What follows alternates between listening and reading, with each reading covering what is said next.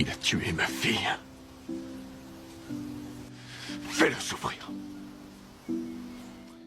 Qui n'a jamais été contrarié, qui n'a jamais été blessé par un être cher, qui n'a jamais été trahi par un proche.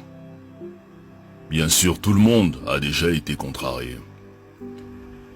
Et il arrive que lorsque la blessure est trop profonde, on a du mal à pardonner. On se dit hors de question de pardonner. Ce que cette personne m'a fait est inacceptable.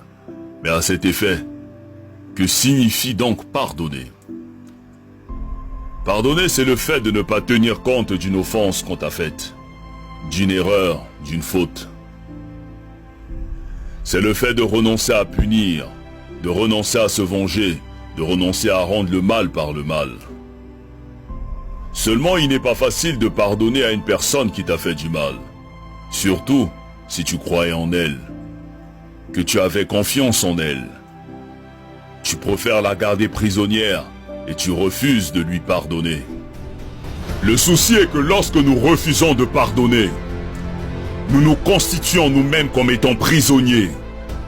Et on commence à développer la haine, à développer l'amertume, à cultiver la jalousie et à cultiver la rancune. Et pourtant tous nous souhaitons que Dieu nous pardonne. Pour nos erreurs, nos offenses, nos imperfections et nos failles. Mais nous refusons de pardonner les fautes des autres, comme si nous n'avons jamais fait du mal à personne, comme si nous étions irréprochables. Qui donc peut oser dire qu'il n'a jamais fait du mal? Qui est parfait? Qui n'a jamais commis d'erreur? Qui n'a jamais fait le moindre mal? On souhaite tous que Dieu nous pardonne pour nos bêtises, mais on refuse de pardonner les fautes des autres, on refuse de leur accorder notre pardon. Et nous sommes toujours les premiers à aller à l'église, à aller à la mosquée, alors que dans nos cœurs nous avons des gens qu'on a constitués comme prisonniers. Mais jusqu'à quand allons-nous porter ces fardeaux? Jusqu'à quand allons-nous refuser de pardonner? Mais qu'est-ce qu'on gagne à détester ceux qui nous ont offensés?